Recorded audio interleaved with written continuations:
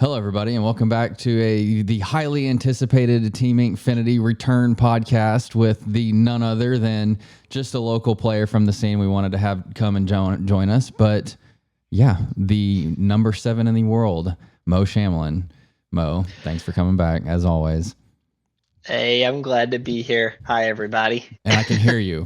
We had a little technical glitch. We did the intro once already, and I couldn't hear him. And we're back, so this is good news. But yeah, it's been quite a while at this point because it feels like we were kind of on a good cadence, and then we were like getting ready to like film the next episode, and then we kind of just tested, and then we kind of just tested, and we kind of just tested, and we kind of just tested. And so for the past however long it's been now, we've just been testing, but it clearly paid off, and so very much well worth it. What a journey. I'd say we've probably tested at least format in theory and, sealed for what, like 3 sets now, pretty much. Yeah. 2.5. I mean, it's been it's been a while for sure. Probably about that. But yeah, I don't know. I think it's probably been 5-ish weeks since we've had an episode at this point. And so yeah, I think it's time to just catch everybody up on what's been going on behind the scenes. We can actually talk about what's been going on in the Team Inkfinity HQ, getting you ready. And so I don't know if you have any place specifically you'd want to start, or I can kind of just set the stage on where we were and kind of the like what happened after the announcement of like what the world's format was going to be, because that was like right before the time of like all of the cards getting announced, if I remember correctly. And so from there we kind of hit the ground running. I think so. Sometime around in there. Yeah, because I remember that all of the cards got finished being announced like mid-set champ season last set. And the last weekend of set champs, like everything was released. And if I remember correctly, we kind of were just like, all right, it's time to like move on from this, now and start focusing on the important stuff. And so that's kind of what we did. But yeah, with obviously the sealed was a very, big monkey wrench and the initial like kind of theory of what we were going to do. Luckily, we have 2 team members that are just, absolute demons when it comes to sealed. And so we obviously relied on, shout out Cody and Devin a ton to do it. But yeah, I mean, I think it was just, a massive team effort to just, run through everything and do as much as we can. And so if you kind of just want to, go through your initial thoughts on like kind of how we initially started to go through it, and then kind of some of the things from a prep perspective that we started with, probably better place as any. So, well, obviously, like first impressions of the format was this is wild. This is incredibly skill forward, but it's like a deck builder's paradise. Absolutely. The triple deck at least, and sealed was. So my opinion of sealed has been like a roller coaster ride, where I just have like highs and lows. And going into Worlds, I think I was feeling as confident as I could possibly be. The format's so skillful, dice rolls don't matter. And I have a little bit differing opinion of it now. But yeah, I think I've stopped going to a lot of the pre-release events just because I'm not a massive sealed enjoyer. It's just not my thing. But once we started getting into this and, really diving into some of the theory behind the sealed with Cody and Devin, it became very clear that I just did not know what I was doing. I've put probably tens of thousands of hours on deck building constructed and theory and learning your lines and learning combos and learning, powerful cards and lineups and everything. But that does not translate at all into sealed. And so like really going back through, and I remember like, the first like sealed practice day was just running through every single set 8, Jafar card and like talking about basically everything. And God, I feel like we spent like 4 hours just like talking about everything once it had been released, because it was valuable for sealed and constructed, obviously. Oh, we did. Man, I have text messages from Mandy that I could pull up as receipts here. We definitely spent 4 hours or more, like multiple times in the early sets of this. Yeah. So my sealed journey's been fascinating. Luckily, we have 2 of the best coaches on our team, shout out Yeah. Cody and Devin, both amazing at the format and was just so helpful, so insightful to get through with this. Like my growth as a player in limited formats has just increased like tenfold since we started this. I would have gotten cooked without those guys, Yeah. which I almost got cooked with those guys, but we'll talk about that here in a We'll minute. get to that. We'll get to that part for sure. Oh, But yeah, we initially, I think, we're just trying to figure out a good way to, practice and like understand, what a good pool looked like or what good decision making was, because obviously, again, like the decisions that you have to make, especially super sealed, you can only pick 3 inks. Like nobody had ever done that, and so obviously, then throws an even bigger wrench even into the sealed savants, because you just pick the best cards and you kind of move on with it. But now there's a lot of other decisions you have to make, like which ink colors are the best. And without, I guess, diving super deep into it, we basically decided that Sapphire was just not playable. It just never had enough firepower to like I don't think we ever picked it in any of our pools that we went through ever. Like never made it in. I think out of all of us who contributed pools, which was a lot of us, and including just my own homework, and then just stuff I did on my own with simulators through Knives tool. A shout out Knive, by the way, but just all the different like resources we had. I think I may have picked Sapphire once, and it was a bad decision. Yeah, they had a couple good like support characters and a couple good like statted bodies and a couple decent questers, obviously, but the vast majority of it are like ramp tools or kind of like manipulating the inkwell type stuff, obviously, and that was just never a priority in sealed. It's the process that we took, and again, I think this is probably what the vast majority of people did, is have a really strong curve and make sure that you have like just really really strong statted bodies. And I kind of wish Cody was on here, because he would just go off on a massive tangent about not playing 1-drops. But it's we very much like went into the mindset of like understand, like try to especially once we learned that you were going to have your opponent's sealed deck list. It was like, okay, unless they're going super aggro, then you just don't ever play anything on 1, and most likely you're not playing anything on 2 either, just because card resources are so scarce and card draw can be very limited. So yeah, there's just it was never a place that were that really like found where we needed to play Sapphire. Yeah. Exactly. There was some like fringe cases because there was a lot of pools that we ended up with like multiple sales. And I think Sure. sales a really cool card in limited, especially if you end up with like a nice like bomb filled high end. Luckily, I didn't have to consider that at all with my worlds pools because I did not have a bomb filled high end. Um, yeah, and again, we'll get to that too. I feel like I'm jumping over all over the place already, but yeah. So we did that, and then I found a way to basically build sealed pools in Dreamborn, and so I think we went through probably 15 for a couple weeks, like every night, like that was everybody's homework, or every morning, I guess I would say. I would post the new one in our team chat and say, okay, here's everybody's pool. Like, go do, the homework and come out with your colors and what your pool would be. And then that night, when we would come down to practice, we'd spend the first like 30 minutes of practice going through and, talking through the pools and talking through, the color combinations that we wanted to choose from said pool, why we made those choices. And then, sometimes if it was really tough, then we would go down to like the specific cards. But mainly once you decided on the colors, the specific cards that fits into the list after that became pretty apparent. So, Yeah. And even practicing before we even knew Jafar, just to kind of get a feel of that's it. true. I completely forgot that we were doing it off of just the first 3 sets for the first week, because we didn't have the simulator for Jafar set up yet, and so we couldn't include those in there because the randomizer was just like too hard to make. I guess good enough for us to be able to like sort out the right number of commons and uncommons on our own, and so. We had to wait until that was included in the rest of the simulators. Yeah. Oh.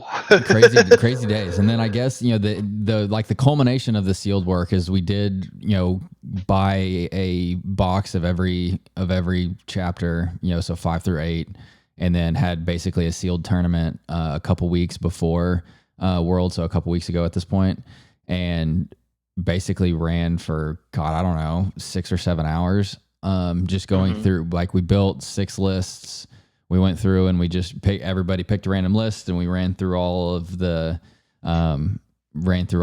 different lists and gave, everybody a chance to play them and, play into everything and understand how everything came together, and went from there. And I guess shout out Brandon, B Squared. He drove up from his hometown to come practice with us that day, and so we had a blast for sure because everybody was involved. So, I definitely put in a lot of work. We all did, but I gotta shout out B Squared. I gotta He shout out deserves Gramps. He put in so much work to learn the format and to learn, not only like triple deck, but like all these obscure cards that may come up in sealed. It was just fascinating to watch him work at that too. So yeah.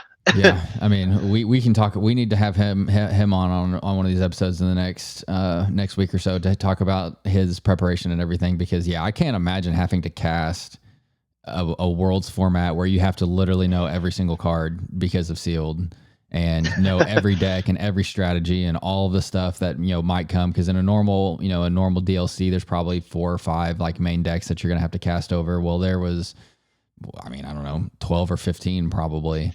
And so, you get a deck list, you got to run through it real fast. And so everything, anyways, that's off, off subject, but we'll get to that one at some point soon. I hope. So like I said, the sealed practice, we did a couple weeks of lists every day, and then it culminated in the big Saturday practice. And so after the big, first like all day session, how did you feel about sealed, and where did you feel, the focus on sealed specifically needed to be after that? I felt pretty fantastic with it. Luckily, like sealed gameplay is often just good decision making, and just playing to what you have available. I'm a big advocate to playing to your outs, so playing to the cards left in the deck rather than the cards in the hand. Sometimes, and you don't really do that with sealed. So there's a little bit of some like learning curve to that for me just through playing it. But I felt fantastic, like especially when the deck that I thought that I drafted was the worst turned out to be just like the crazy deck. I was like, all right, we're cooking. Let's go. I was about to say that at the end of the day, Cody had to go get his dogs, I think, for like 30 minutes and go, like, I think they were at the groomer and he had to go pick them up and take them home. And you built that one without him here, and he came back and looked at it and was like, you made the best deck. Like, and that was like his vote of confidence. And so at that point, we really felt like you did have a really good grasp on it, because we had spent the first couple of weeks like really making that the main focus so that we can move on to constructed. But it's a very, very strange format. I think there is a lot more skill expression in it than initially thought. And while that is the case, obviously there, I think, is a little bit more variance to it than a normal format like core constructed. But if you're not prepared for it, I think you easily could just go 0-3, and not because you have bad cards, but just because you're not prepared for it. Yeah. And sometimes maybe a little bit of both. I don't know. True. Yeah. I will say the sealed pools that we saw from, or at least some of the players some of the pools that I saw, from the players on the stream, obviously were fairly cracked. I mean, some insane stuff. Like Frank Carson's list seemed insane. Zan's list seemed insane. Ed's list on round 2 seemed really good. I don't know if I would, call it insane, but it was pretty fantastic. And I don't remember who played on stream round 3, but I remember one of theirs being really, really solid too. And so, we had a couple like really, really good lists, but like the level of just pure like power in some of these that were actually in the world tournament were just beyond what I would have expected for sure. Keyword there is some of these lists. Okay. Well, we've alluded to it long enough. We might as well jump to it now. So, your world's cool. I think I initially, when I got to see it, I guess I should say too, my wife and I are massive Disney fans. And so when we heard it was going to be in Disney World, even though we knew it wasn't going to be open, we were like, we're going anyways. Like, I'm not going to miss this. I want to be there to support you. I want to be there to help you bring extra cards, do whatever, go to parks a couple days before, hang out during. And then luckily it turned out where it was in the Yacht Club Convention Center, and the hallways of the Yacht Club Convention Center turned out to be public areas. And so I kind of just sat down with your lovely wife, Mandy, and your +1 and said, I'm going to be here now. And so while I didn't get like the full guest experience, I definitely got to like be around a lot closer than I thought I might be able to. And so anyways, I saw your deck right after you had it built before your first round started, and I genuinely thought it was really solid. I mean, there was no like utter just like massive, amount of like top end, just, huge bombs. But you had I wish I could remember the subtext on it, the purple Hades that says anytime anything else is banished on your opponent's turn, gain 2 lore. And like, I was like, okay, that's enough. Like, that's all I need to see. Like, that wins you a lot of games. But yeah, if you want to talk through your list and kind of talk through the process of actually like building the deck the day of, then we can get some insight into that. I do intend to compile all this. I had some nice, lovely lists that they printed out for us that I've lost. And so I just have the actual card pool. So I will have it. We have it in a Discord message too. So we can go find that Discord message of a picture already that you can pull. But yeah, I know you're doing videos too. So if you want like the real in-depth analysis of everything, you should subscribe to Mo's YouTube channel, because he's going to go deep into everything. Oh yeah, it'll be way too long. 10-part series. You heard it here first. 10-part series. So the biggest things, my pool was honestly fine. I lacked any card that I had in like the S tier, but I had just like a really solid overall pool. Yeah. The biggest problems with my pool is I had one card that said draw, or 2 cards that said draw. One of them was the kind of conditional, everybody's got a weakness. So it's from the set, the 4-cost inkable, move a damage from each of your character with damage to one opponent's character and draw a card for each. Yeah. That card was quite difficult to make work, just given the nature of sealed. You essentially had to let your opponent take the first big blowout turn of quests and use it on a clapback. But given the level of player at this event, there wasn't a whole lot of opportunities for that. So it was mostly not so hot. And then the other card was actually, I say that I didn't have an S tier card. I had one. It was the red-purple Dual Link Hades, where you deal 2 damage on play to one of your other characters and draw 2, and then whenever he quests, you repeat the effect. Fantastic card. Didn't see him once the entire tournament. I don't think you ever told me that part of the story. That's brutal. Yeah. So I didn't have consistent ways to draw cards. I had a lot of little cycle cards and some interesting combat trick potential, but nothing that was just like, replace itself and draw one. Nothing I could get. And then the other big problem with my pool, the pool in general, not just the cards I chose to play, not just the deck, I had in my entire pool, I believe it was 6 cards with a cost 5 or greater. And I ended up playing like 4 of them. Like one, that I could. One legend, I remember very distinctly, one legendary, the new Goofy from this set that says, remove a damage and ready a character at the end of your turn. Yeah. Which was a fantastic card, but I had to elect to not go that route because my Amber pool was very, it did not help the weaknesses of my pool. Like, and it didn't give me, because I always thought there was a world where, if everything else fails, I have this Hades, I just go aggro. And then I look at my aggressive cards or my aggressive lines, and I'm like, there's not much that's quests for 2 in this pile of cards. So yeah, I was not super excited about my pool, but I thought, in practice, this would be like a middle of the range pool. I needed just 1 win, and 2 would have been fantastic. 3, I'd be on top of the world, quite literally. But I I start game one and I'm up against a good friend, uh, Pando, Sean, if you know him, whichever one you know him by. And I started to notice some other stuff about my pool too. And that was on the scale of like decks in the room, it was on the lower end by far. I thought I was doing good with like 8 evasives in my deck. I felt like 8 evasives was pretty strong, like for what we had been practicing and learning. And then Right. I'm looking and I'm like, oh, I've looked because we got to see each other's lists, and I'm like, he has twice as many. And he had Longbow and Pixie Dust, and I didn't have either of those cards. And I'm like, uh oh. That was um, definitely not the detail of his list that I remember, which I don't know if you're saving that for the conclusion, but if I remember correctly, Pando was the one that had the double genie.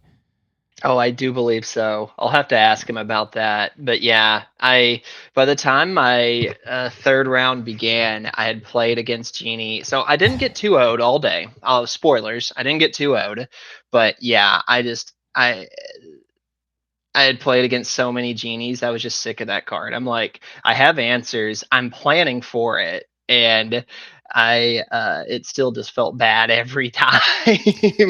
Genie is a massive, massive insane card and constructed. And for everyone out there that hasn't played a bunch of sealed, you think about how good it is in constructed and multiply it by 4, and that's how good it is in sealed. Yeah. And yeah, you had to go up again. I think you said they played one against you every round, and Pando played 2, and so that's Yeah, just a I very believe that massive was uphill battle. it was definitely pretty tough. And obviously, like, so the biggest thing I noticed that I felt like, because I was prepared to play and outskill people in worlds, but the thing is they're here for a reason.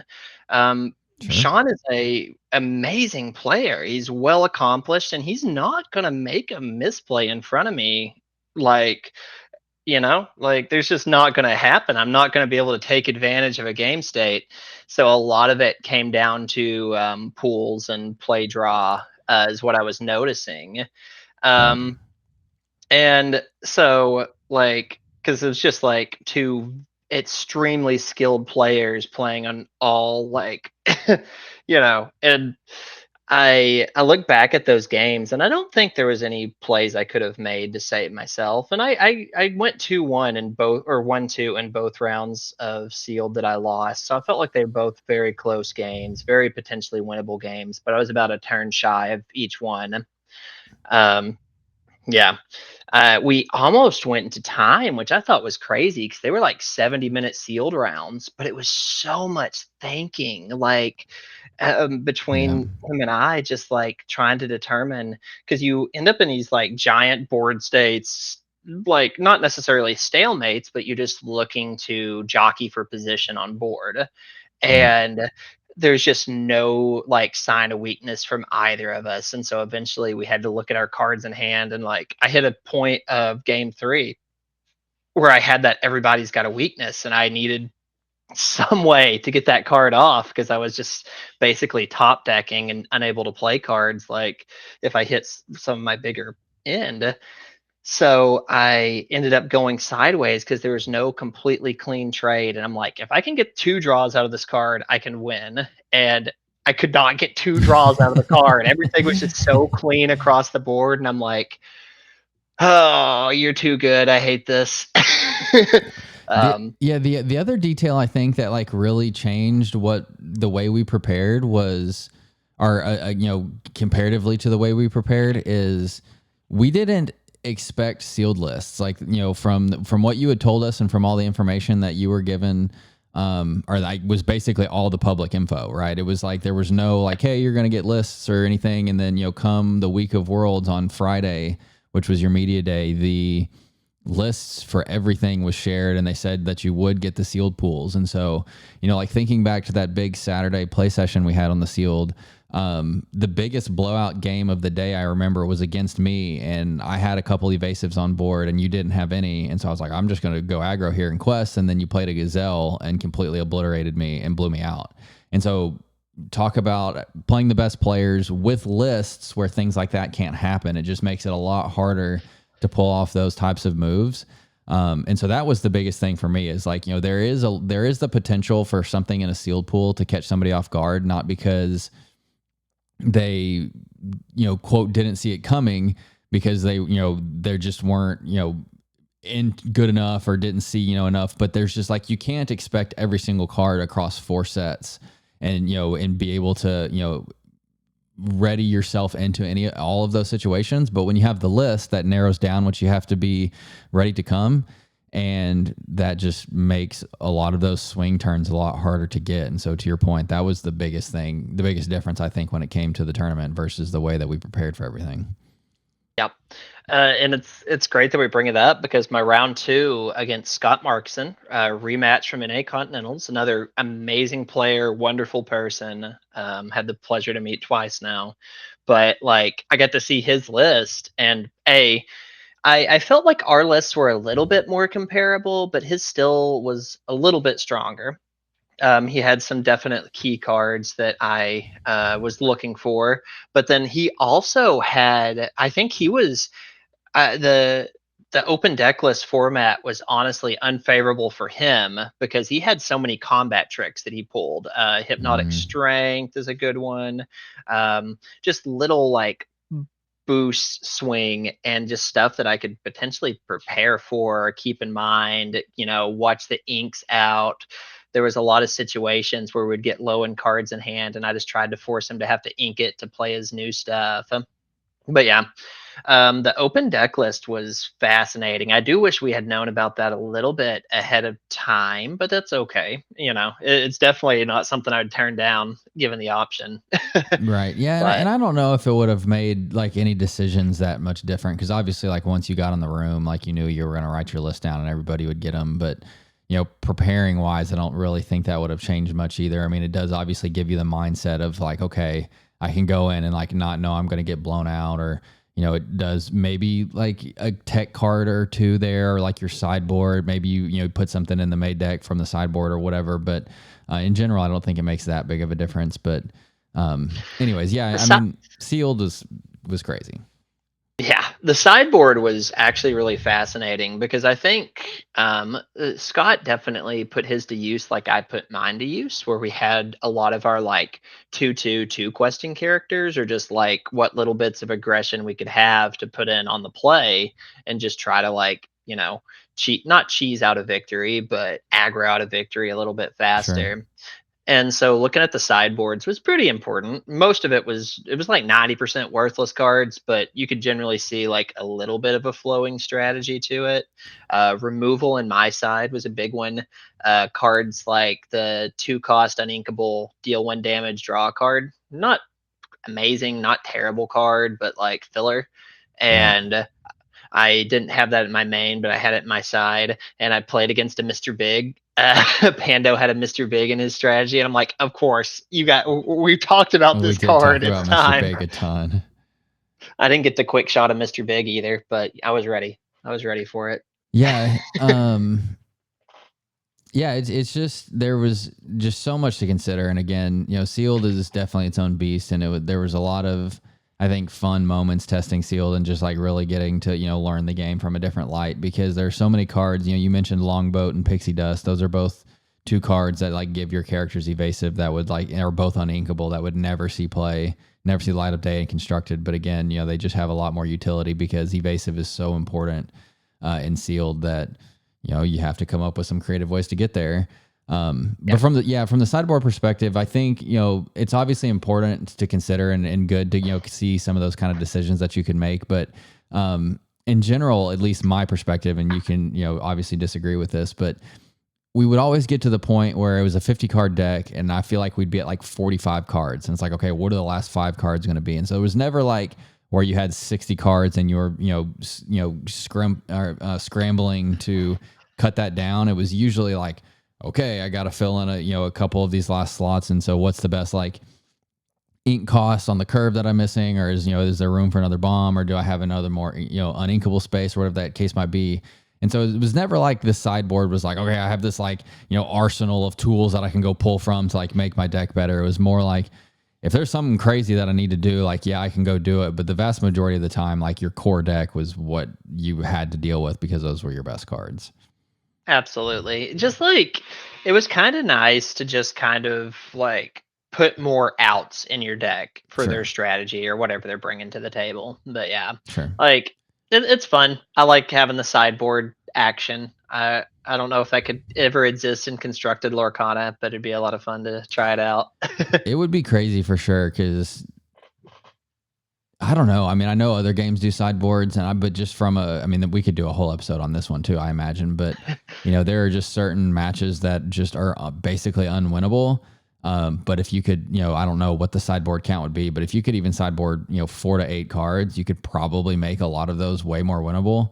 And so it would be really fascinating to see how that would change the meta if that ever did happen. But anyways, okay. So any other final thoughts on Sealed or anything that we missed? I don't think we really did. I do want to talk about my round 3 opponent. I got to play against, and pardon my pronunciation in case I butcher it, but Michelle Azzarelli from the second place at European Continentals. Yeah. You know why I'm a fan of him, right? Oh, of course, Mr. GP himself. Yeah. He rocked the green purple, and like a lot of time people is kind of down on it. So I was really happy to get to meet him. Yeah. I will say he's the only person all day, and the only thing I've seen on Twitter, like a sealed deck that was posted, that I think their pool was honestly worse than mine. Oh. Yeah, it just sucked. Yeah, and I remember when you went to go play him, and you were like, "Oh, not my my Emerald Amethyst buddy." But yeah, I mean, obviously, it's that's how it goes, especially when it's such a small number of people to face in the pool to begin with. But I guess the one other thing to mention, and this isn't about Sealed specifically, but this was a Melee tournament. I don't know how many people at home are like actually following along on Melee or like watching, along like you normally would. But it was just a Melee tournament. And so after round 1, I think we had the conversation on like, hey, these people that you're playing in Sealed, you're probably not playing in Constructed. Like you don't ever get matched up against the same person twice. And so the thought process was, well, like, if you're playing Pando round 1 of Sealed, like you're probably not playing him in Constructed, so we don't need to even consider his lists anymore or any of the matchups that you might have in that matchup, because that's not a worry because you're not going to match up against him. So that was kind of a crazy thought. Yeah, I knew I would never play against Blue Steel this entire tournament at the start of round 2. Scott, I was about to say, Scott was the only one that had, I don't even think anybody played Kiwi, did they? Nope, he's the only one that brought Blue Steel, Yeah. and he brought a really interesting list. Yeah. I was fascinated by, but definitely a little bit more traditional rampy Blue Steel than aggressive turns, which was crazy. Yeah. But anyways, so yeah, that was the Sealed portion. That's kind of the run through of all of the Sealed strats leading up, all of the kind of prep work we did from that. Kind of how we built a lot of the lists and just practiced getting all of the 3 color combinations down from a list of 196 cards to going through the full day of practice and running through all the tests and like the actual physical cards and everything. So yeah, Constructed time. This was another beast. There's so many thoughts. I really wish we had like dates and notes of everything, because I feel like I'm going to jump all over the place, like remembering things and going back and talking about important details that we missed just because I don't remember the exact chain of events of everything that happened. But yeah, once all of the announcements were made and we learned about Triple Deck, it was like, well, everybody's going to play red, blue, green, purple, Steel Song. And to an extent we were right. And I think the big kind of theory we had was everybody qualified with some deck, and most people are very skilled in whatever that deck is, and so they're going to be very likely to stick to said deck. And so we had a very strong expectation of what the format would look like and who would be on what, based on all of those previous qualifications. And I would say I think after like going back and seeing what everybody was on, I think we were like 3 off, like genuinely, like we had it down to a T, which obviously made our preparation like really really strong. Yeah. Oh, we had most people's exact lines figured out Yeah. like beforehand. And people being on a team made it easier when two people were Sure. like Sure. big like proponents of those decks and like innovators, and I'm like, well, that just sells you guys out. Yeah. Yeah.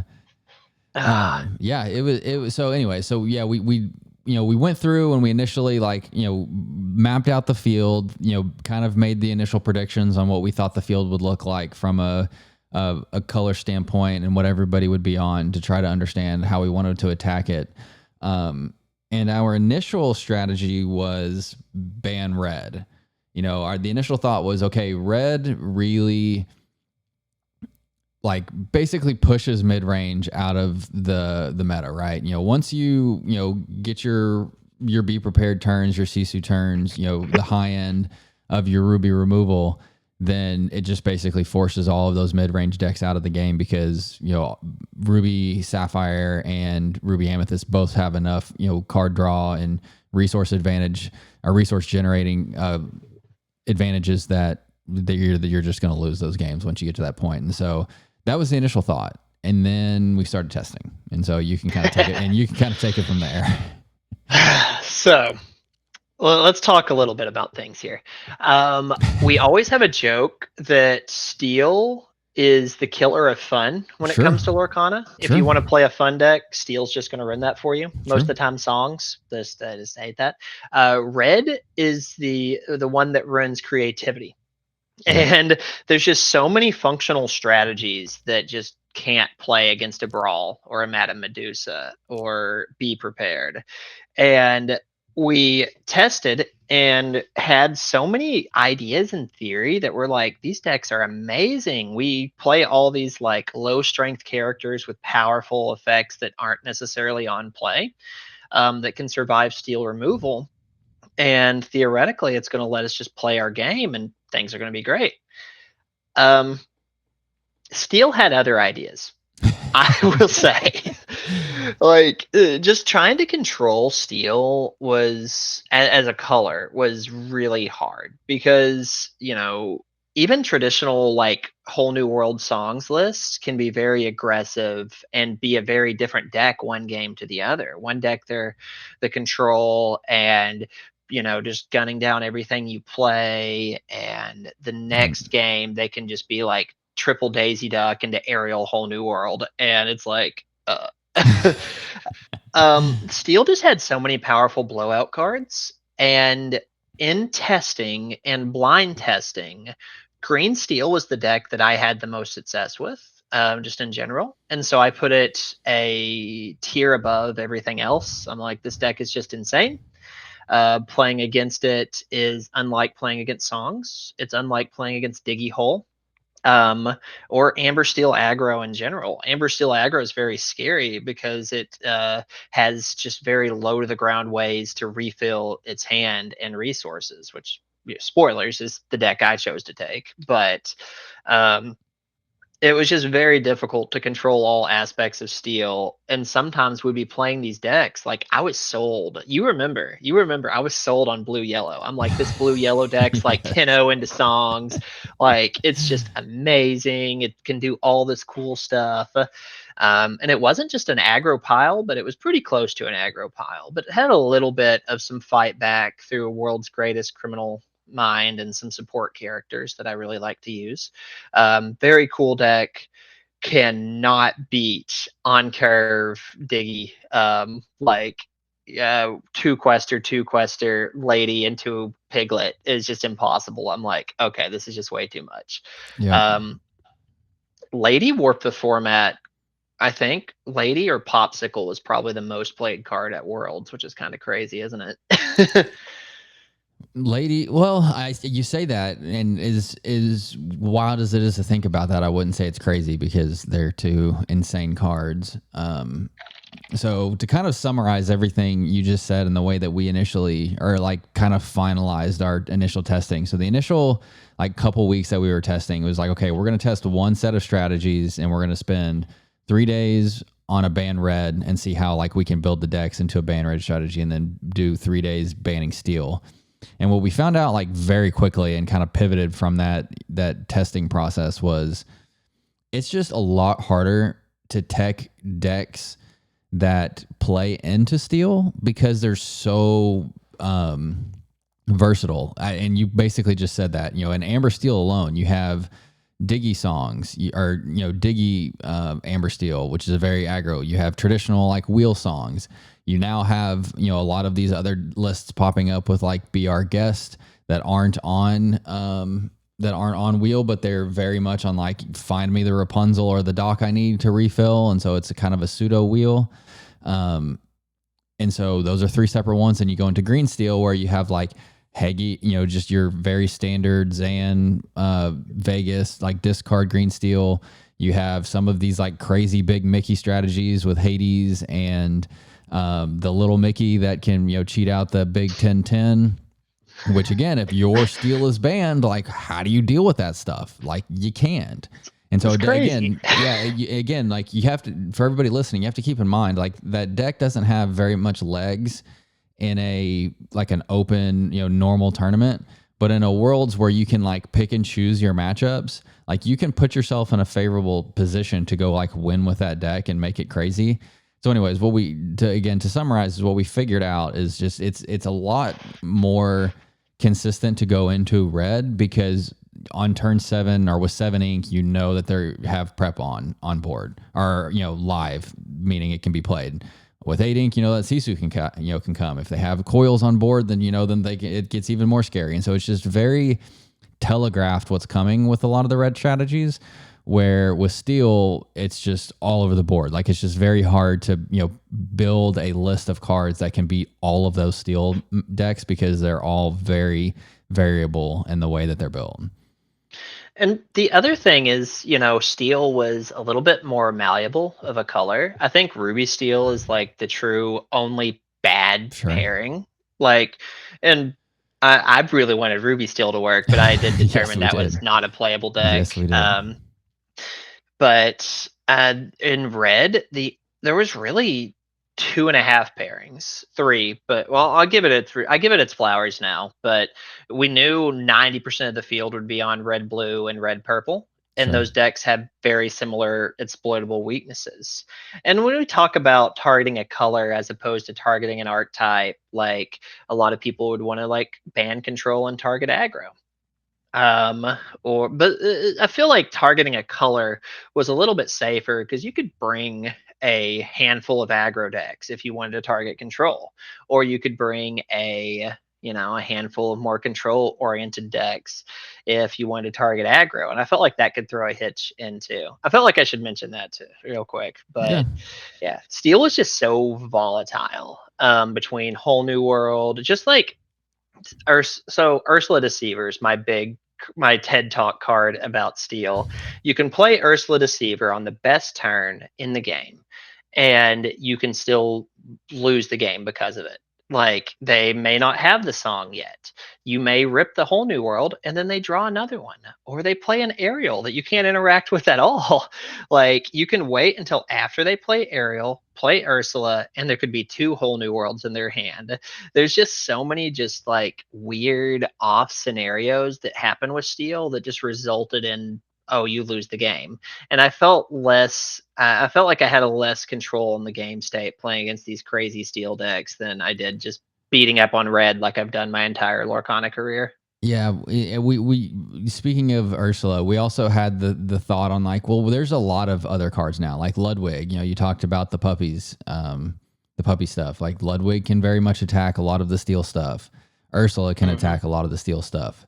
Pete can attack a lot of the steel stuff, and depending on the 3 decks that you build, you can have one of those in each of your decks to then just basically shut off all of their stuff. But again, to your point, it became very apparent that it's not as consistent as we wanted it to be because you can top deck it, you can aerial into it, you can visions to find what you need, like whatever the case might be. Like there's always going to be a way around those cards and those kind of blockages.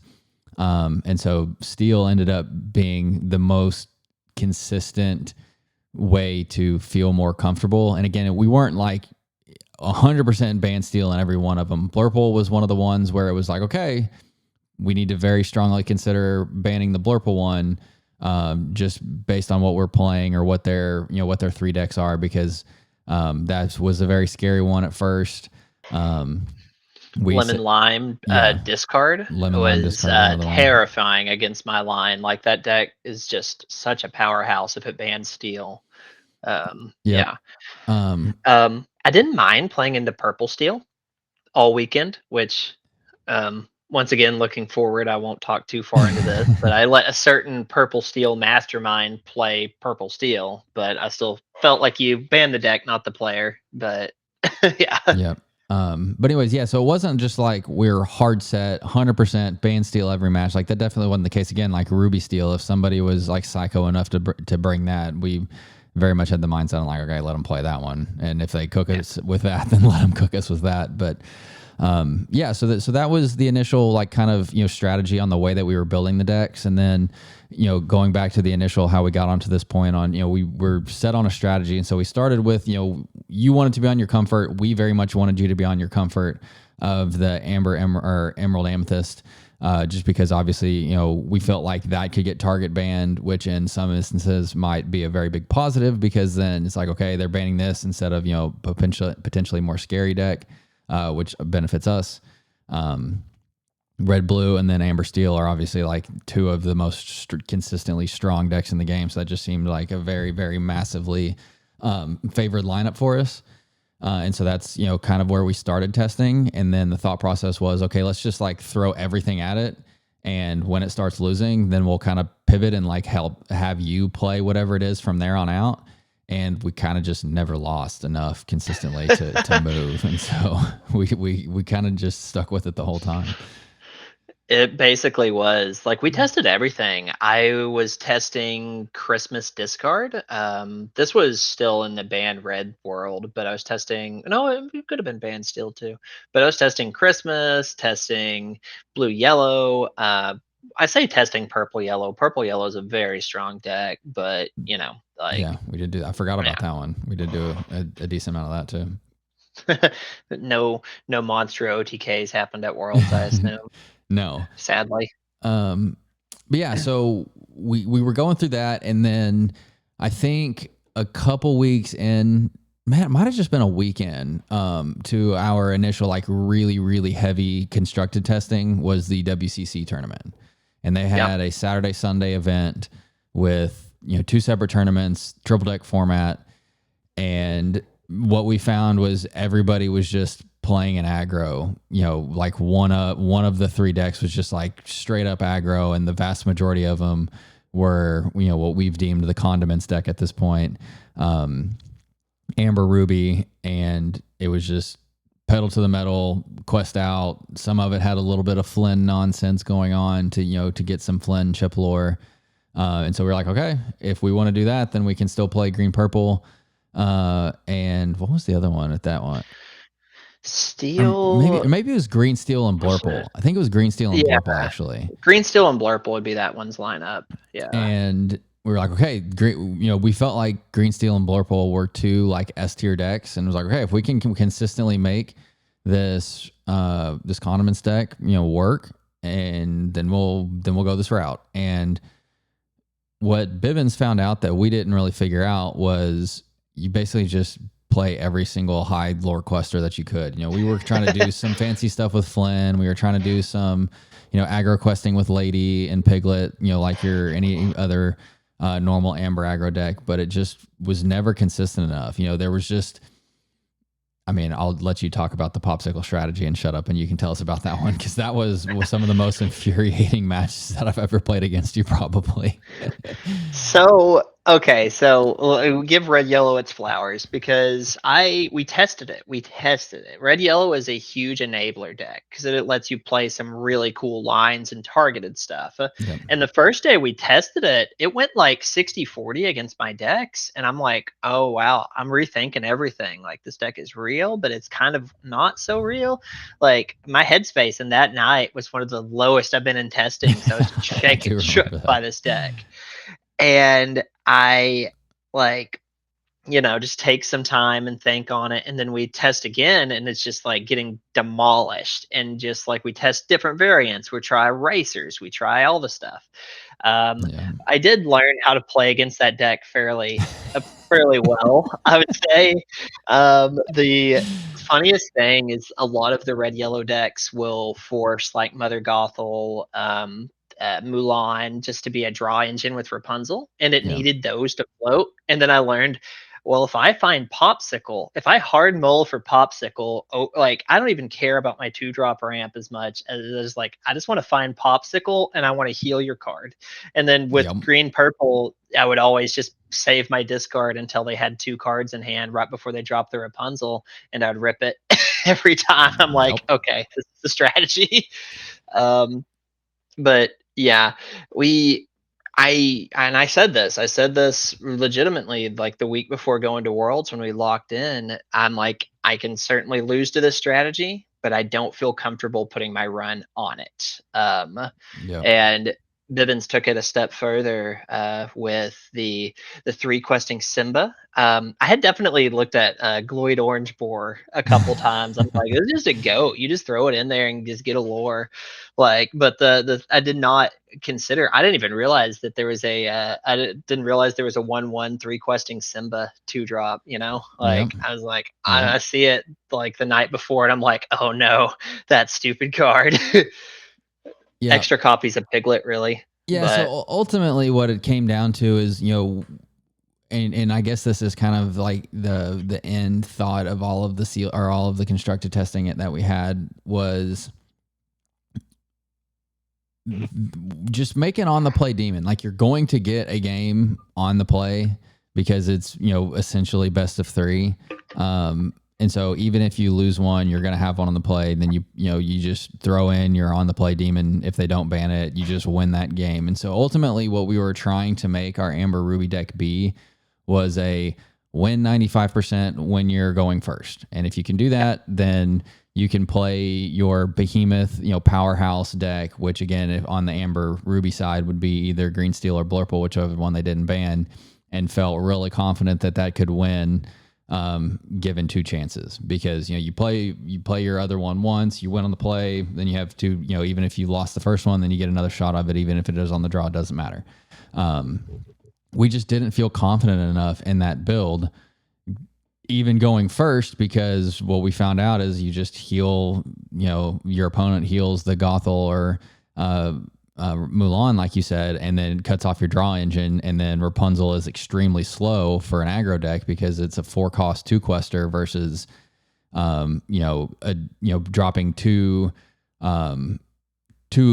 cost characters that quest for 2 apiece, and then you got 4 lore on board and you're wider. And so anyways, so that was a thought, is like, okay, so we got to have the most consistent one. And so that's when we pivoted back to all of the normal Amber Steel stuff. And it was like, all right, well, if we're just going like super aggro, then we're not even playing Diggy at this point. We're just like going pedal to the metal, yeah, aggro like everybody else, or what we assumed at least everybody else's did. And sure enough, spoiler alert, that's basically what everybody did.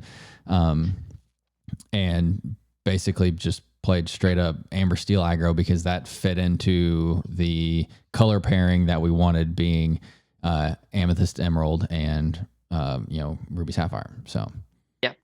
I think I was the only Amber Steel player to not bring a Cinderella to the event, which I thought was kind of you some have to talk swag about that. I points. mean, I guess we're at this point where I'll pull up your list here. I don't know. Well, that's just Video Ninja over here, but let's get okay. Can you? I don't think you can see the screen, can you? I cannot. Here, let's get this so where you can actually like intelligently talk about what's going on here. So can you now? I can see your like dashboard thing. There we Oh go. yeah, now I can see Okay. it. Okay, wonderful. Yeah, so Yeah. here's the fun Amber Steel. Like, look at that set 1 Lilo in there. I mean, just Yeah. balls to the wall lore on deck. Like that's what this is, and that's what essentially everybody's third deck was just aggro. Yeah. They were either playing an aggro deck to give their 2 strong decks, 2 chances to win, or they were playing to beat aggro with all three of their lines was the general idea of this. Yep. And I think just taking it the extra step, I think this is one of the best aggro decks available. Just Sure. because you have Doc, you have Desperate Plan, you have potentially like you have just so many low cost ways to refill your hand and just keep throwing things. Like I made the joke that's just like you just want to put 5 lore on the board every turn past turn 4, like, Yeah. but Turn it's very three. You know, true. turn three. Yeah. Lady's putting 5 on board. Yeah, like it's just one of the craziest ones. Like I think I dropped Cinderella a week before Worlds because she just felt like Yep. consistently the worst card Yeah. into every Ruby matchup. And I I think we may have had Lilos in there to some degree at that point, but it was We basically just definitely a full did. swap for the Lilo, and we Yep. added the Mulans later on because I wanted to. Desperate Plan was just such a crazy blowout card. Like you play it on the prep turn. Like if you can ever resolve it for 3 in this deck, you're just like winning 90% of the time. For sure. Um, so world spoilers. I got to play this deck twice. Yeah, I got to play this deck twice. This was my most banned deck throughout the event. Um, for good reason, obviously. But yeah, a lot of it's just good aggro tools. There is some like nice little nuances between Rhino, Penny, John Silver does some really cool stuff. The let's uh hold on, let's go down the line. Vinny was fascinating. I didn't get to play it at Worlds, but it was essentially in the deck just to be another card I could play to checkmate in certain situations. Whether or not they remove it or not, I would just say if you spend the ink and time to deal with my standing Vinny, my questers are going to win the game. Or if you Yep. play the board wipe, he's going to win the game for me. Uh, Vinny's Pluto the was one of the ultimate aggro card for sure yeah, because Vinny's he's nuts. insane when you're ahead and he's not when you're not. But again, this was the we're always ahead deck. So Yeah. Never this was never meant to be played on the draw, like ever. There was a couple matchups that I feel like it can win on the draw, but I never wanted to play. And it was part of my strategy was to give my more consistent decks the 2 shots. Also spoilers, it didn't really matter because most of my rounds were 2-0s. um, but yeah, Pluto was a crazy card. Obviously, Big Rhino is pretty nuts. Sven was really strong in theory, but I just had way too many 4 drops, and you run into so many situations you just want to keep double playing. And you want like see like 1 4 drop. So I cut him down to just a 1 of just to have it. People were having to respect that card is another issue. Um, 1 ofs are very strong in open deck lists for uh, anyone who's not played it. we that's what I was just about to say is we hadn't talked about the fact that when we were building these, we knew they were open deck. We did know the constructed was open deck lists, and we did know that world's players are good enough to respect your tech cards or your 1 ofs and be second guessing decisions based on that information. And so your Emerald Amethyst and your Steel Song deck for sure were very, very like open and diverse for that reason. Even the red blue. We'll talk about my open deck list pick for red blue. You disagree with it, but I don't think you so. think it. I'm very sold on it now. Oh no. You think it should be there, but you think it should always be there. I don't know about that. What well, should be there? And we'll get to it We'll anyways. get there. We'll get there. But yeah, to finish out the deck, Desperate Plan was kind of nuts. Like, sure, 3 cost uninkable is a little on the slow side, but you had Mulan to cycle it. You had Doc to just get it out of your hand if you had to. But if you ever resolved it, you're probably about to win that game. Strength is mostly there to deal with purple decks and potentially Maui Sharks. It comes out at a good time if they do the double ramp into Shark play Yep. because usually you'll have 5 characters at exactly that point, one of which can sing strength, get the shark off the board, and then quest away. Um, Especially if you like combo it with a Pete, it's just a death sentence for the shark decks. Yep. And then Seven Dwarves Mine was there. It definitely is the worst card in the deck, but also kind of needed. It mostly there was to snipe the homeless Sisu, the little human Sisu. because if you could get that card off the board so they couldn't get a 6 ink shift on you on curve, you're going to win against red every time. That was the only time you lost this matchup, is Sisu into shift. And so I threw that in there. We threw it in there, and to higher degrees, we tested a location, not a location build, but basically a location build. We threw I it. We threw completely it through forgot the about that run. too. We Yeah, tested so much. I guess, I mean, I guess before we like go on to your other ones real quick, I guess I should say we tested like every variation of just utter nonsense that we possibly could.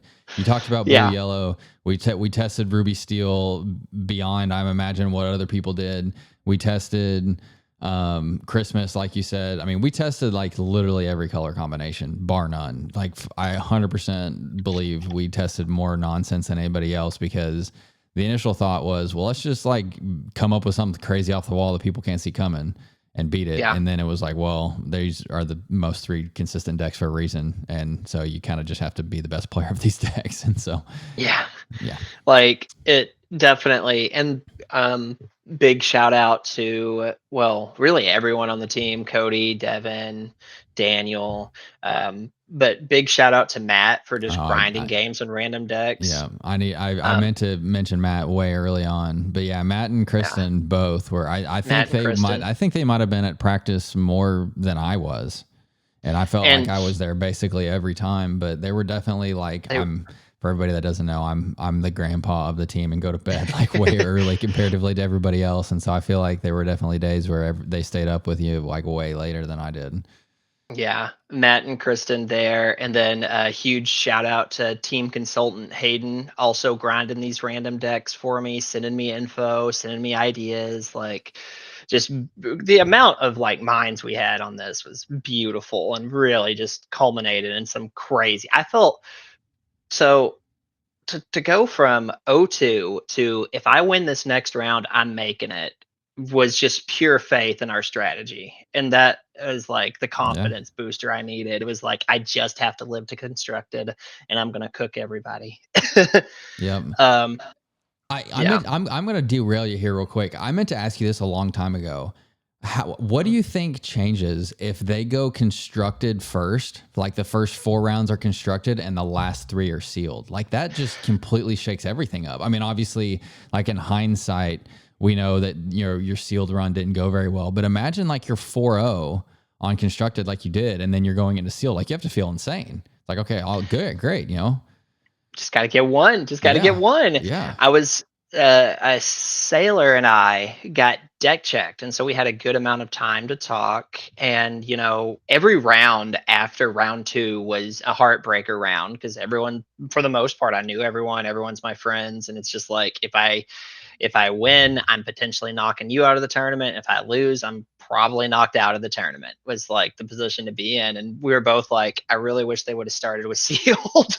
Like, it was just a difficult position to be in, to put the and I don't want to say that sealed is all variants. You can definitely outskill, you can outplay, but like I said before, the level of player at this event is very difficult to outskill and Sure. outplay. So a lot of it came down to pools. Okay. Anyways, Uh, yeah, I thought about that like a long time ago. I was like, man, just think about the craziness that would have ensued had it not been, and like you keep the same format, but you just change the way the games are played. But anyways, yeah. so Amber Steel, Uh, I think again, Vinny, Sven were definitely, and Penny were the last inclusions. yep. Other than that, I think it was very much, the core of what like a Diggy slash, just Amber Steel aggro pile would be without the Cindy's, because we just wanted to quest. We didn't want to spend time with a one lore character on one unless they had a ton of utility, which we felt Mulan and Rhino obviously had a ton of utility, and so they were worth it. Yeah. Mulan just being able to fix your hand and set up your next like 2 to 3 turns was incredibly powerful. Not missing a 1-drop, because if you miss a 1-drop in this deck, it's basically a death sentence Sure. against red blue, especially, but like a bunch of the decks that I'm trying to just destroy with this. So having the, I think, 14 Is that 14 there? Yeah. Yeah, it's 14.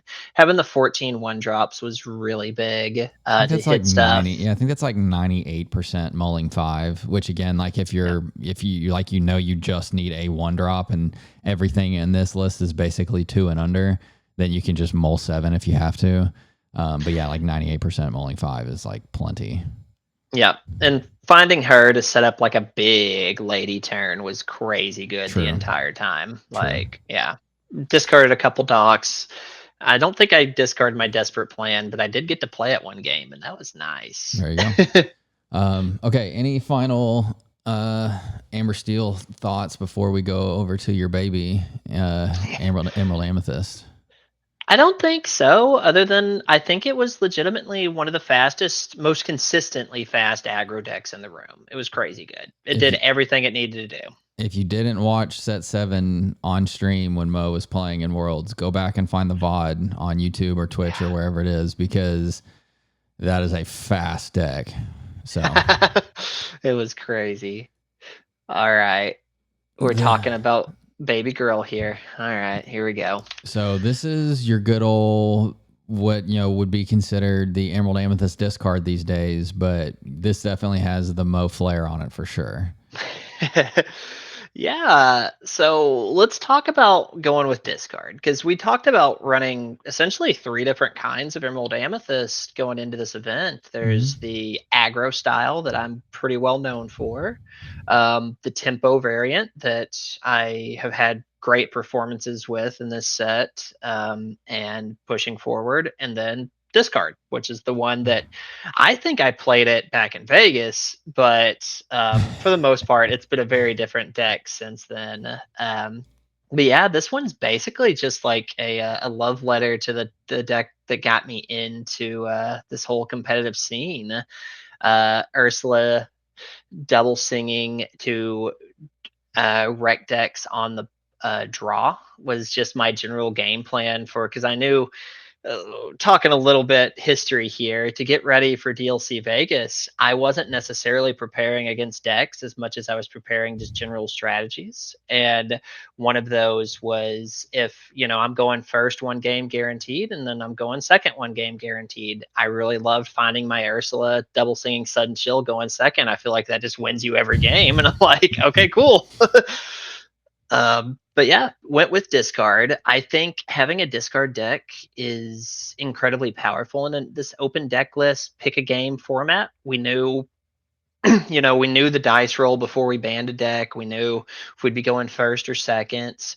And having access to a discard deck that you can just pinpoint the key turn to just rip your opponent's hopes and dreams from them was very powerful. Um, Maxed out on Diablos, because the two drop Diablo's incredible in this kind of format. It Yeah. helps eat mirror matches, and I expected to play a few. But it also just gives you a very forgiving mull, which is important for a deck like this because you really want to like find certain cards to beat certain strategies. Um, this was my go-to on the draw deck. It In day one, I got it banned once, and then I got it banned twice. I forgot Kurt also gave me the respect ban, so I got it banned twice, and otherwise it did exactly what it was supposed to do. So maxed out on Diablos. Have to have my one of Go-Go, but there's Of a little course. bit of yeah, there's a little bit of thought behind that as well. Is that instant lore burst is such a threat to these decks, the high willpower, the Tamatoas, the Maui Sharks, and just having people have to respect that, or even funnier, the go go bibbity bobbity boo play being potentially just 12 lore in a turn, like, is crazy.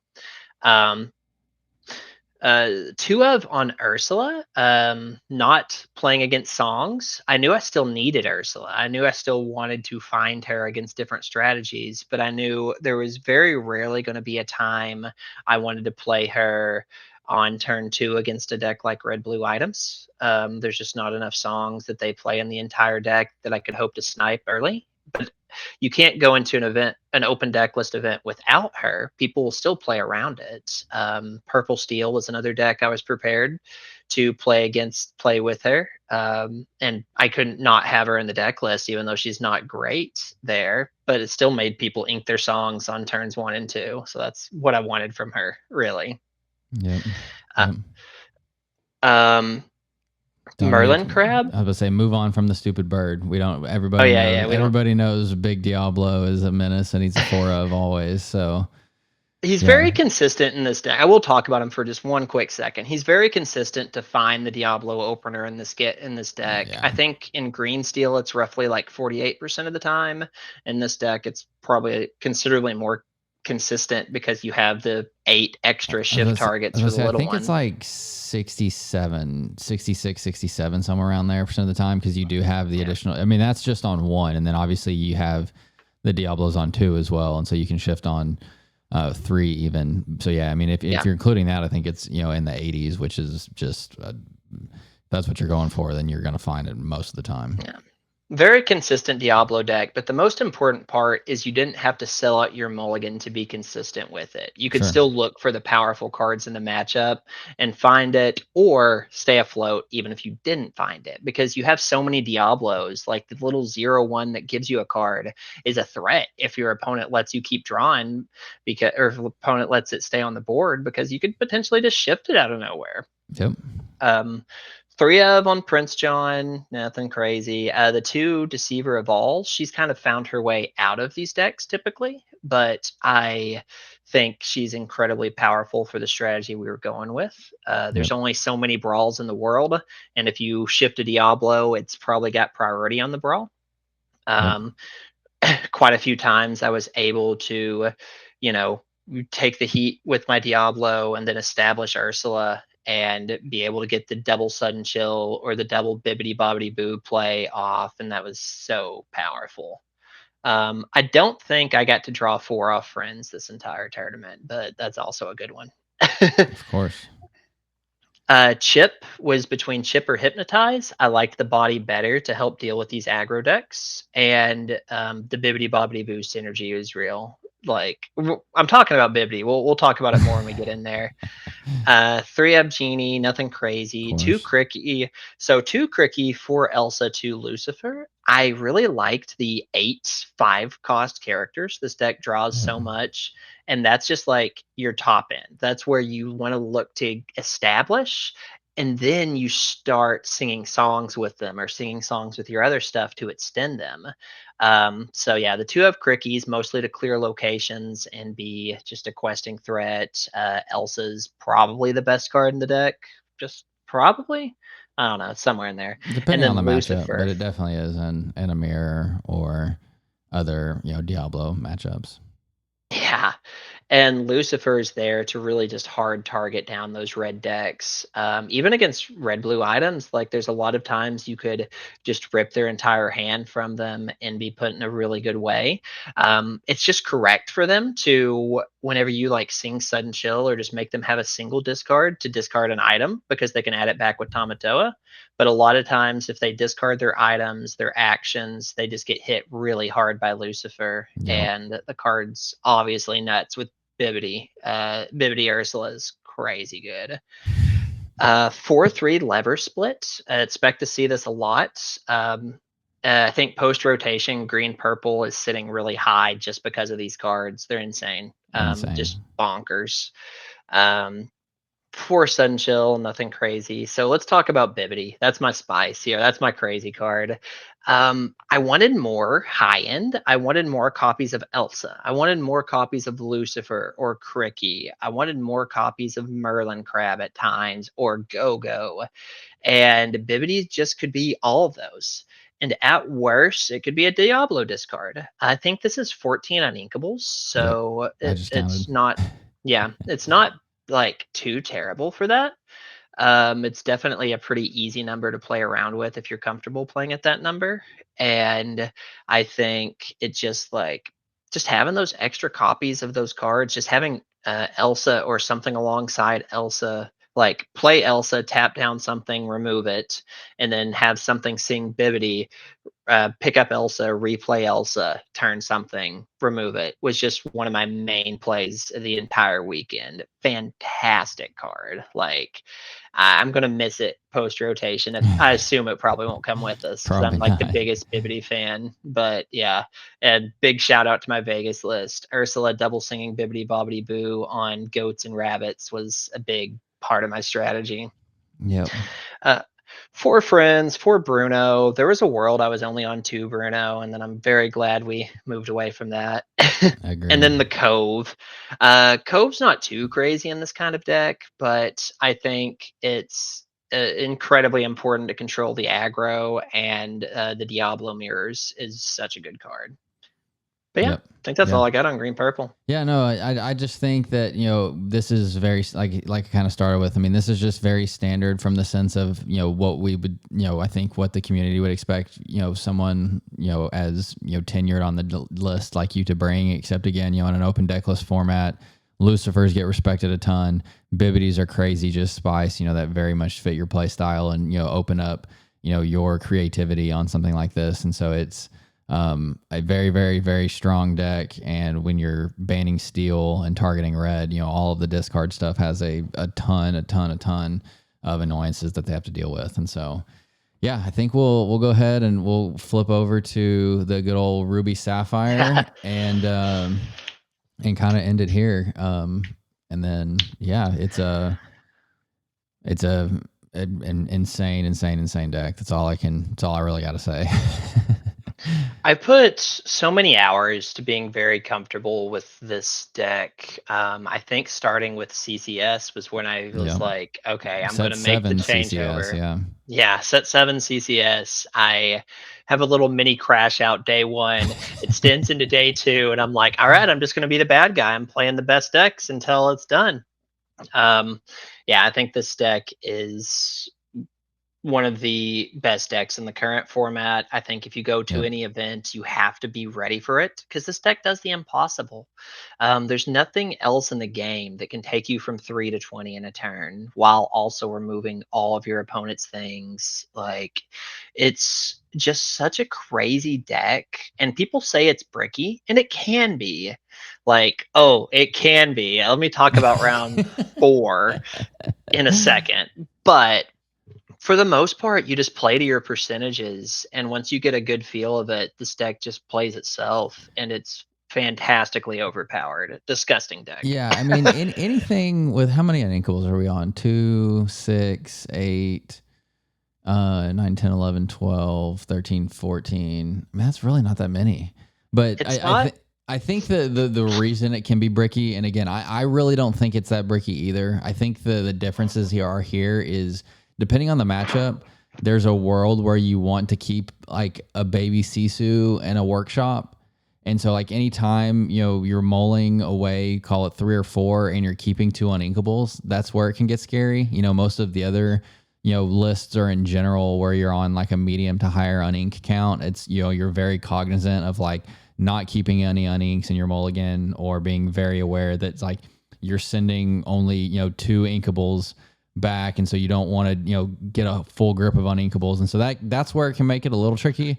But in general, yeah, I kind of agree. I don't think it's like super bricky. The only ones that I like just get obliterated by is where, you just get like uber aggroed out and there's just not like a lot you can do because you don't find the removal that you need in time. But yeah, Sometimes you do, and that's really cool, yeah, especially when it happens on stream. sometimes you do. Sometimes you do. So like this deck, well, let me talk about round 4. So I almost went undefeated I did go undefeated technically in day 1 of constructed, but I almost 2-0'd everybody. The one person I lost to is my good friend Hamza, and he's playing green purple game 1. I'm playing red blue. I win the dice roll, and I'm thinking, oh my gosh, he's playing green purple. I don't have to beat Hamza in a red blue mirror match. This is great.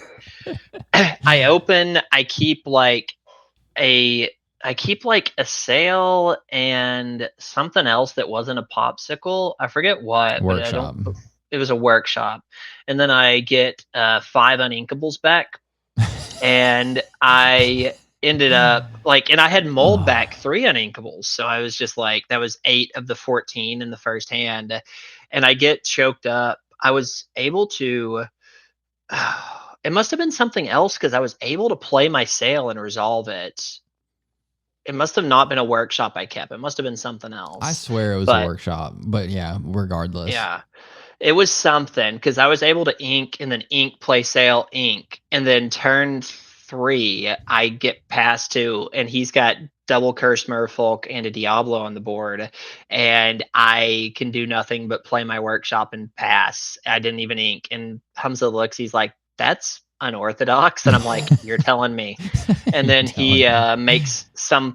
makes a play and continues to quest with them, and then I draw, and in my hand I had what I like to affectionately refer to as Blue Eyes Ultimate Sisu, which is a lovely hand where you have 3 of the 8 cost Sisus in your hand and cannot play the game.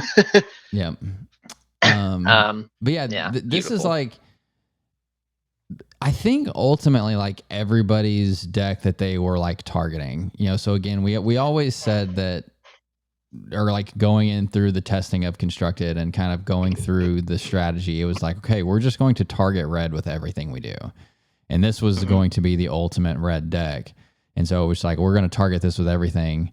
And while it is an incredibly good deck, it can definitely lose to like hyper aggro on the draw, which is, I think, um, a very scary scenario to be in. But in general, it's just so flexible. The Vitalospheres give you a ton of utility. Um, you obviously have your ramp. Workshop lets you just draw a billion cards. Um, Tomato is getting the items back to draw with the workshops is just nuts. I mean, you draw so much that you're able to ink incredibly high numbers. I mean, I should let you tell the story because it's hilarious. But when in our testing, it's like, yeah, the goal is to just get to 17 ink and then drop a Tomato and a dime and win the game. Like, so yeah, I mean The game plan. yeah, I mean there's a lot of like metafy guides and different strategies and things that you talk about. You usually kind of try to decide where you want to cap your ink based on the cost of the cost of the characters you're playing and how many resources you're going to have available to you throughout the game based on the amount of draw you have. And when you're saying that you're going to cap your ink at 17, that tells you how much draw this deck has, and it's basically infinite. Yeah, you basically just get to like ink to draw. There's just so many scenarios with this deck that you get to just put yourself in these just like godlike game states and just board presence. Definitely one of the most powerful decks I think Lorcana has ever seen. Strangely enough, far more powerful than the Hiram version, which is weird to say, Yeah, but yeah, I would be very curious. I think I mean, we're an hour and 20 in here now, so we should probably wrap this one up. But I think the next one that we talk about, we should probably get very specific into your matchups for the people that care. Or if you're doing a YouTube video on that, we should just point people to that one. But um, yeah, I think that the green blue items is very scary too. Oswald was seen a little bit in the room, and so Oswald can make things a little bit more scary because you can cheat out the items and like get to your OTK faster. But that's what kind of the hideaway was for, and there were definitely a ton of players in the room that valued the hideaway disruption. But yeah, I mean, I think overall, it was an incredible experience. I'm very lucky that you made it to Worlds because I have some sort of like memory of being involved in the very first Worlds now too. But yeah, just in general, I mean, I think you obviously your run was insane and you did incredibly well. And uh, O2 to day 2 was very much the chant going on, and so I just, yeah, incredibly proud and just very, again, lucky to be even like remotely close to what was going on. But yeah, what were your overall thoughts of like the experience and the event and just everything in general? I mean, I know it was, really positive with how things ended, but from like outside of the game's perspective, just what were your thoughts on, being able to like participate in the event? dream come true, honestly. It was The tournament was just a pleasure to play everyone round after round. Even when it came to the heartbreak rounds where it was just like we're playing to stay alive and I'm playing against my friends. They're still my friends.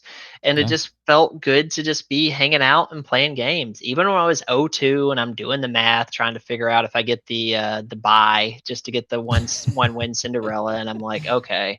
Well, it's gonna be bad, but it'll be okay. This will be fine." Like I was still having a good time, just playing people, talking with my friends, meeting people. Like I I had a fantastic time. I got to do something that no one's ever going to get to do again. Go to the first one of these. Like it was beautiful and special and amazing. I got to take my baby girl to Walt Disney World for the first time. I got to ride my first, it wasn't a roller coaster, but I got to ride my first ride that I was brave enough to ride thanks to someone in this Hey, thing. like I said, I'm a Disney Parks fiend. So yeah, we got him on Rise of the Resistance. And so for those of you who have ridden it, I did not tell him about the little drop at the end of the ride because I didn't want him to back out of it. But yeah, it was a very cool experience. You know, I think we've said since that week or since last weekend that there was countless hours that we've spent together now over the past year, and very few of them have been spent outside of Lorcana. And so it's just very nice to just like get to hang out as like pals and just really enjoy the spoils of the hard work. It was a blast. Like I loved it. Oh my gosh. I loved it so much. The whole time. The whole trip. Yeah. Fantastic. Um, well, yeah, again, just super proud of you, super happy of how everything turned out. I'm sure we'll have another episode on this of some sort if anybody is still interested in some of like the other details on, kind of like the media day stuff and the day going to the park and things like that. And obviously set champs are coming up here pretty quick. So we need to, get people prepared for this. If you're wanting to, do well at set champs, I can assure you, do not play this Amber Steel aggro list because this is not good in a normal format because this will just get gunned down by every steel deck you've ever seen. And so don't take this. And so yeah, we will give you a few tips on what to consider for set champs up here in the next week or so. But yeah, it's good to be back. It's been a very long time. We missed everybody, and thanks for sticking with us as we go through this very tumultuous testing season and coming out on top from all that. So, Thank all of y'all for the journey. Thank you guys for rooting me on. Thank you, Zach. Thank every member of our team, everyone who put in the work.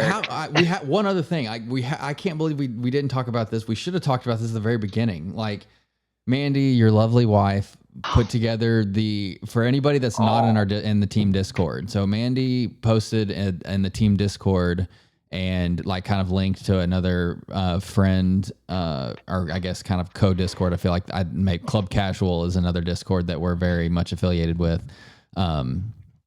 And everybody in the Discord got an opportunity to sign a playmat for Mo. And then shout out Matified, who basically digitized all these signatures for Mo and made the world's 2025 playmat for us. And so again, thinking about the community and everybody, like this really was, an effort for everybody. And I mean, I remember when did Mandy give that to you? She gave it to me the night before we were day sitting one. in the lobby. That's right. We were sitting in the lobby, counting all the cards out and building all the decks and stuff. And I just remember I remember after that he was like, "All right, I have to win now. Like I can't let her, not like I can't let everybody down because not like everybody would be like, oh, we hate you now because you lost. But it was more just like, we're in this together. I remember the mentality and just like how touched you were by all that. And so yeah, it's just so cool for everybody to be involved and like have so many people in the Discord that that we chat with and get to interact with and talk to, be involved in the process even just a little bit. And so it was really exciting stuff to have everybody be involved. And so yeah, again, we appreciate everybody sticking with us. And I know it's been a while, and we're back to the normal schedule. And yeah, we do need to have another like news one too. So we need to kind of finish the world's stuff and then talk about the day 2 and all of the announcements because season 2 is upon us now. And so we've got to talk about getting ready for rotation. What card? Oh my God, there's so much we haven't talked about. What do we want to rotate? What don't we want to rotate? all of the rotation Oh news, all of Lord. the set cards, set champs, DLCs, Worlds 2026, Continental Championships. Like, God, there's so much to talk about. We could literally have another 4 hours of episodes to go through. But yeah. So, anyways, all that to be said, if you stuck with us through this little hiatus, appreciate it. Mo, thank you as always, is giving us your time and effort, and any final words, and then I will absolutely shut up and give you the Just final say here. thank all of y'all so much. Like, this community has been so beautiful to me, and each and every one of you has just made it special. Thank you guys. All right. I think that's all I got. Yep. Can't say it better than that. So thanks everyone for listening. We'll catch you guys next time.